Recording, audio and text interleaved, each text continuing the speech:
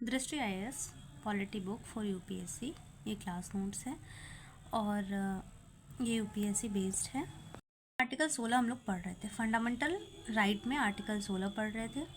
Article 16 के सभी उपखंड हमने देख लिए थे और आर्टिकल 16 में जो 16 का 3 है उसके अपवाद या विवाद न्यायिक निर्णय में जो जो प्रश्न उठे उनको हम लोग देख रहे थे। इसमें हमने लास्ट देखा था ये वाला, यहाँ पे हमने देखा था कि किंतु कई राज्यों में आरक्षण थी, ठीक है, आरक्षण के लिए संबंधित जो प्रश्न था उसको हमने देख लिया था। यहाँ पे अगला जो प्रश्न उठता है ये उठता है कि आरक्षण की अधिकतम सीमा से जुड़ा एक और विवाद आगे ले जाने के नियम यानी कि अग्रनयन नियम से संबंधित है। सरकार ने पिछड़े वर्गों के आरक्षण के संबंध में एक नियम बनाया था कि यदि पिछड़े वर्गों के लिए आरक्षित पदों को भरने के लिए पर्याप्त संख्या में उम्मीदवार नहीं मिलते हैं तो इन रिक्त स्थानों को सामान्य वर्ग से नहीं भरा जाएगा, बल्कि इन्हें अगले वर्ष पिछड़े वर्ग के लिए आरक्षण पदों की संख्या में जोड़ दिया जाएगा। यानी कि इस बार अगर 25 है और बीसी भरते हैं तो अगले साल के 25 और प्लस ये वाले 5 यानी कि 30 हो जाएंगे।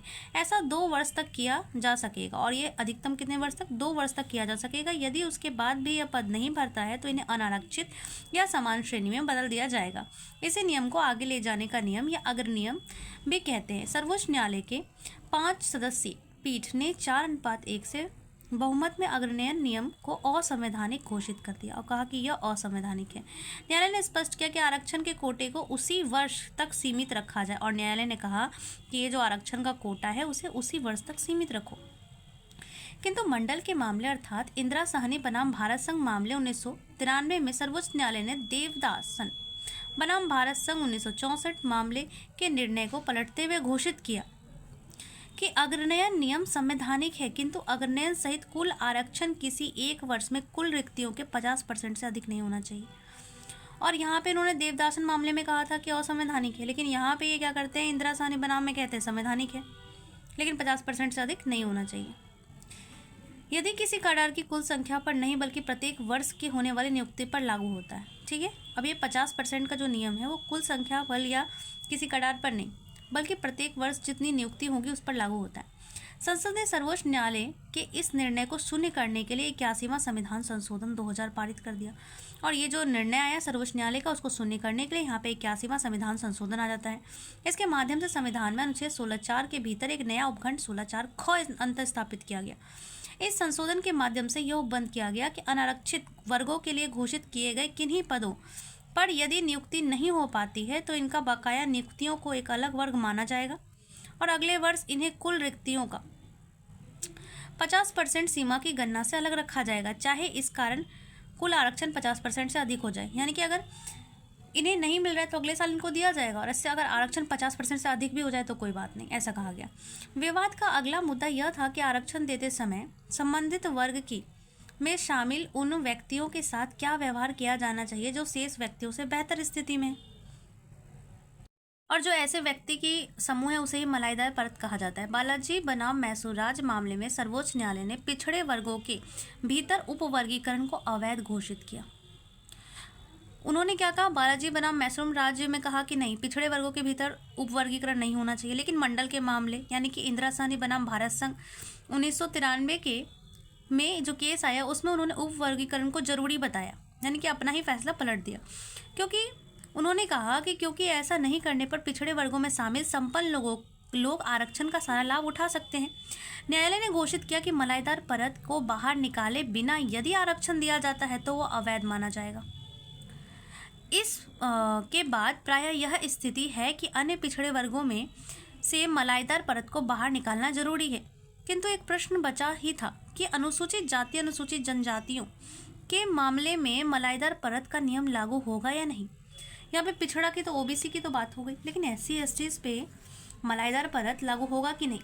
आमतौर पर सरकारों ने यह नियम अनुसूचित जाति अनुसूचित जनजातियों के मामले पर लागू नहीं किया, किंतु M नागराजन बनाम भारत संघ 2006 के मामले में सर्वोच्च न्यायालय ने 5 न्यायाधीश की पीठ में निर्धारित किया कि अनुसूचित जाति जनजाति को राजकीय सेवाओं में जो प्रोन्नति में आरक्षण देते समय मलाईदार परत से बाहर निकालना जरूरी होगा, यानी प्रमोशन के टाइम पे मलाईदार परत से बाहर निकालना होगा। इस प्रश्न पर गतिरोध अभी भी जारी है और अभी भी इस पे विवाद चलता आ रहा है।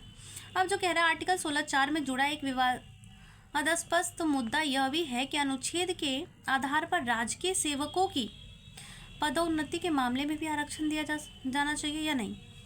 न्यायालय ने कई मामलों में निर्धारित किया कि अनुच्छेद 16(4) सिर्फ प्रारंभिक नियुक्ति तक ही सीमित नहीं है, इसके अंतर्गत प्रमोशन में भी आरक्षण दिया जाना शामिल है। किंतु इंदिरा साहनी बनाम भारत संघ मामले में सर्वोच्च न्यायालय ने अपने पहले के निर्णयों को पलटते हुए निर्धारित किया कि आरक्षण सिर्फ आरंभिक नियुक्ति तक ही सीमित है। पदोन्नति यानी कि प्रमोशन में आरक्षण नहीं दिया जा सकता। इसका तर्क यह था कि प्रोन्नति में आरक्षण देने से संविधान के अनुच्छेद 335 में बताए गए प्रशासनिक कार्य कुशलता के उद्देश्य में नुकसान पहुंचता है।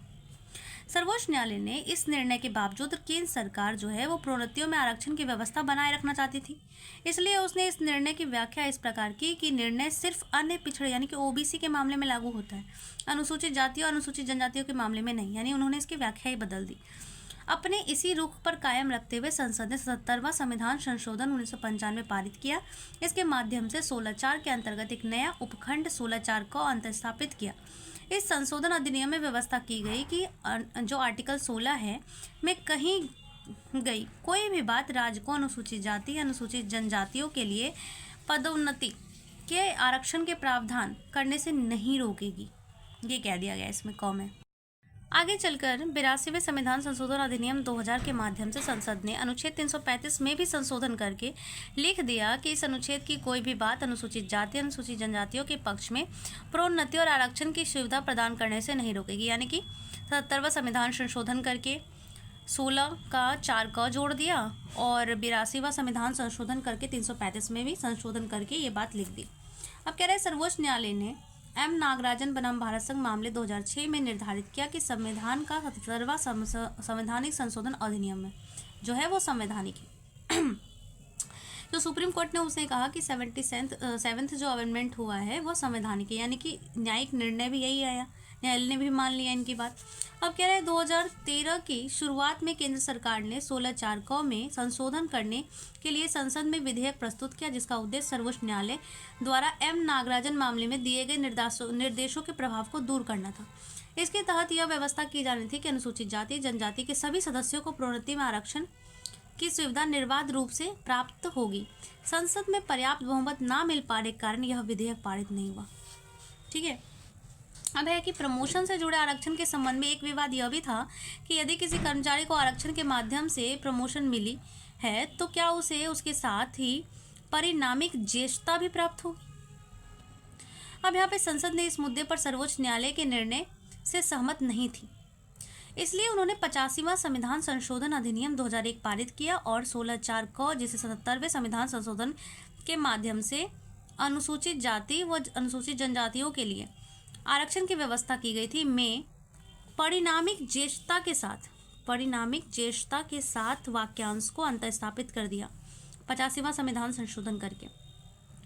इस संशोधन को भूतलक्षी प्रभाव से लागू होने करते हुए 17 जून 1995 में प्रवित किया गया, जिस दिन 77वां संविधान संशोधन लागू हुआ था, यानी कि इसके बाद से ये लागू हो गया। अब यहाँ पे कह रहा है कि एम नागराजन बनाम भारत संघ 2007 के मामले में सर्वोच्च न्यायालय ने घोषित किया कि 85वां जो संविधान संशोधन है वो अधिनियम संवैधानिक है। ठीक है। और सर्वोच्च न्यायालय ने भी कह दिया कि ये संवैधानिक है 85वां संविधान संशोधन। आरक्षण से संबंधित एक प्रश्न यह भी उठ रहा था कि अगर अनारक्षित वर्ग का कोई व्यक्ति आरक्षित वर्ग के किसी सदस्य से विवाह कर लेता है तो क्या उसे आरक्षण का लाभ मिलेगा या नहीं मिलेगा। उदाहरण के लिए अगर किसी सामान्य वर्ग यानी जनरल की कोई महिला अनुसूचित जाति यानी एससी के किसी पुरुष से विवाह करती है तो उस महिला को आरक्षण का लाभ मिलेगा या नहीं। दूसरा प्रश्न यह है कि ऐसे विवाह के संबंध में उत्पन्न बच्चे को आरक्षण मिलेगा या नहीं। ऐसे विवाह से उत्पन्न बच्चे के संबंध में न्यायालय की सामान्य राय यह रही थी कि बच्चे को पिता के वर्ग या जाति में शामिल किया जाएगा, क्योंकि हमारे समाज में बच्चों को अपने पिता के समानता संसाधनों पर निर्भर रहना होता है। पिता की सामाजिक आर्थिक स्थितियों से यह अनुमान किया जा सकता है कि बच्चे को बचपन में किन विषमताओं से जूझना पड़ा है। सर्वोच्च न्यायालय ने निर्णय दिया कि न्यायालय ऐसे सभी मामलों में यही पूर्व धारणा लेकर चलेगा कि बच्चे को अपने पिता की सामाजिक आर्थिक परिस्थितियां उपलब्ध रही है, किंतु अगर कोई व्यक्ति साबित कर देता है कि उसकी परवरिश में उसके पिता की नहीं बल्कि मां की सामाजिक आर्थिक परिस्थितियां प्रभावी भूमिका रही है तो उसे एक विशिष्ट मामला मानते हुए मां की जाति या वर्ग के अनुसार बच्चे को आरक्षण देने का फैसला किया जा सकता है। कुछ मामले में प्रश्न यह उठता है कि क्या राज्य के अधीन सभी तरह के पदों को आरक्षण के अनुसार भरे जाने की बाध्यता है। या कुछ विशेष क्षेत्रों में आरक्षण को खारिज करके सिर्फ योग्यता के आधार पर बनाया जा सकता है। तो इस मामले में सर्वोच्च न्यायालय ने स्पष्ट किया कि मेडिकल और इंजीनियरिंग कॉलेज में जो स्नातकोत्तर पाठ्यक्रम यानी पोस्ट ग्रेजुएट कोर्सेज में प्रवेश सिर्फ योग्यता के आधार पर ही दिया जा सकता है, आरक्षण के आधार पर नहीं। इसी प्रकार कुछ अन्य मामलों में भी सर्वोच्च न्यायालय ने सलाह दी है कि विज्ञान तकनीकी में अनुसंधान अध्ययन या उच्च तकनीकी प्रवृत्ति वाले क्षेत्रों में आरक्षण दिया जाना उचित नहीं है। नाभिकीय विज्ञान, अंतरिक्ष विज्ञान, प्रतिरक्षा यानी कि डिफेंस से संबंधित अनुसंधान आदि इसी तरह के क्षेत्र हैं। वर्तमान में उच्च शिक्षा, उच्च न्यायपालिका, सेना, खेल आदि क्षेत्रों में प्रायः आरक्षण नहीं दिया जाता है। अब आर्टिकल 16 का 5। आर्टिकल 16 का 5 अनुच्छेद 1 और 2 का तीसरा अपवाद है।